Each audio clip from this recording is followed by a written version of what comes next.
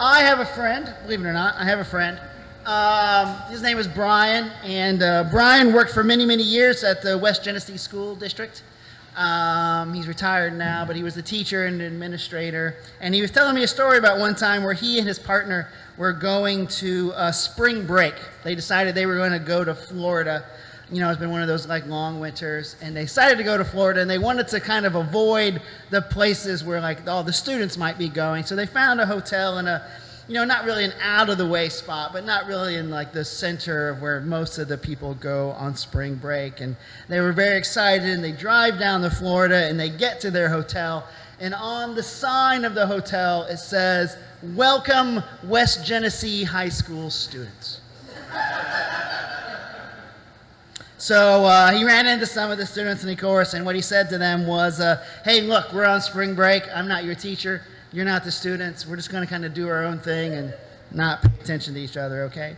And I have to say this similar thing kind of happened to me when my daughter was in 3rd grade. We went down for spring break, and we were in Orlando, Florida, which I don't know if you've been to Orlando. There's like 3 million hotels and resorts in Orlando, Florida. And we stayed at a Marriott, which was this big, huge, sprawling campus of a place. And they had like a little bonfire, and who was next to us but my daughter's 3rd grade teacher and her family. So those things kind of happen. And something similar is sort of happening in this gospel story today. And Jesus, unlike myself and Brian, did not go like, all right, you guys, we're just going to kind of each do our own thing here. Jesus was moved with compassion to begin to interact with the people and to meet their needs, you know, as best he could, teaching them and healing them. And wherever he goes, people keep bringing people because the need is so great. And I think this is a good reminder for us that as important as it is for us to take time away, right? And Jesus role models this for us, you know, because one of the things I believe is that we are called to live a life following the example of Jesus. And Jesus does show us how important it is to get away, to relax, to rejuvenate ourselves, to fill ourselves back with energy. But it's also important to remember that the problems of the world don't go away just because you're sitting on a beach somewhere ignoring it, right? And I think this is a good reminder for us that one of the things we're called to do is to the best of our ability, meet the needs of the people we encounter in our lives.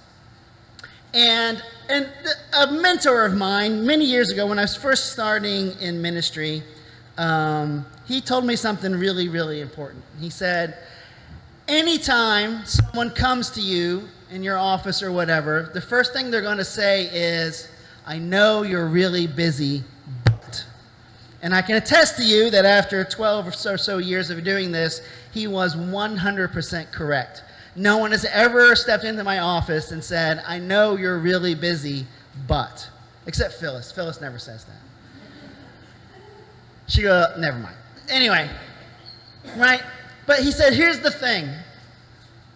The interruptions are the ministry. It's like you can be doing stuff, you can be doing work, important work, planning liturgy, whatever it is you're doing. But when someone stands in front of you and has a need, that's the ministry that you've been called to do.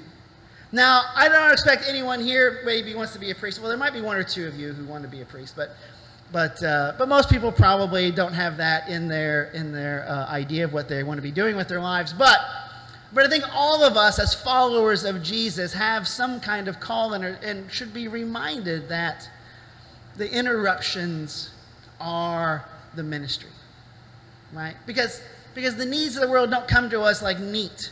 Right? And I think all of us, if you've been a parent, you know that this from the experience of your children, right? Now, a lot of the times when your children come to interrupt you, it's for something really petty and annoying. But a lot of the times when they really need you, they present themselves in front of you, and even if they needed a Band-Aid for an imaginary wound, they need that connection.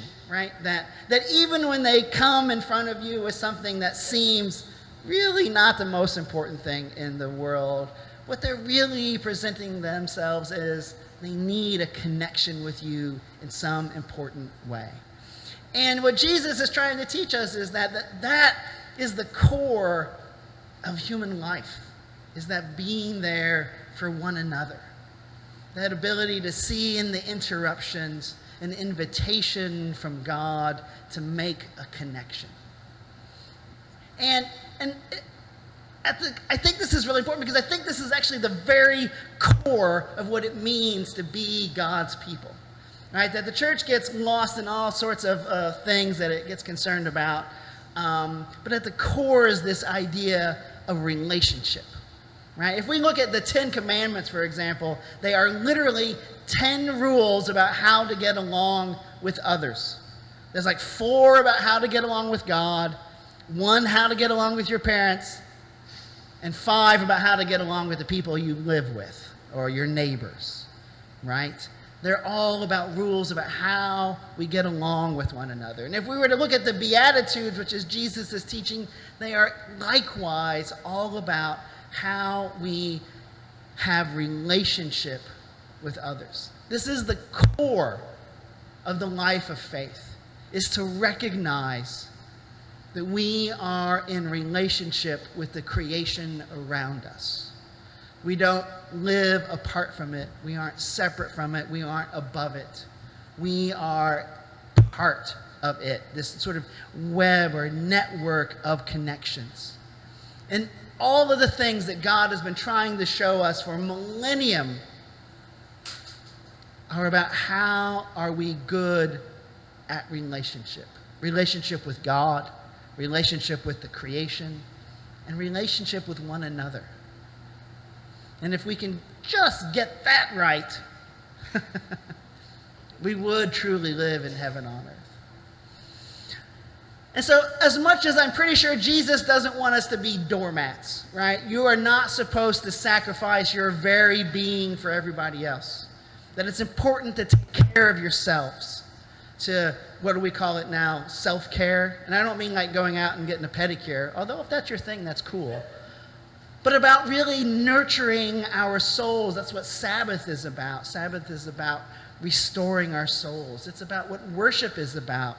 It's about renewing our connections with one another and God as we come together in praise of God. It's what prayer is about. It's what serving others is about. It's about what learning the stories are all about. All of the things about faith are about how to build stronger relationships. That the integrity of our relationships with one another is the most important thing we can do and think about as followers of Jesus. That we are called to be in relationship, and not just with those that we like or agree with or think aren't crazy, but with everyone. That Jesus calls on us to see in every person we encounter another fellow beloved creation of God. And they may disavow it and they may not live into it. But fundamentally, we are called to see one another in that way. And we live in a particularly difficult time to do that. And yet somehow, as followers of Jesus, we need to stay true to the things that are important to us, that Jesus calls on us, the values of community, of well-being, of taking care of one another and the stranger. And at the same time, finding some way to live together with those that God has placed us with. And this is what I think this story is really about, is that the invitation to be Christ to one another doesn't come in an orderly way. It doesn't come from the expected directions. It comes from places we never thought it might come. It comes in people that we really don't want to see Christ in sometimes. And yet, as followers of Jesus, it is important for us to both stay true to who we are as followers of Jesus, which also means finding ways to maintain the integrity of relationship and to see in one another the dignity of the children of God. That we are called to be people in relationship with the people that God has placed us with. And some of those people are easier to be in relationship with than others.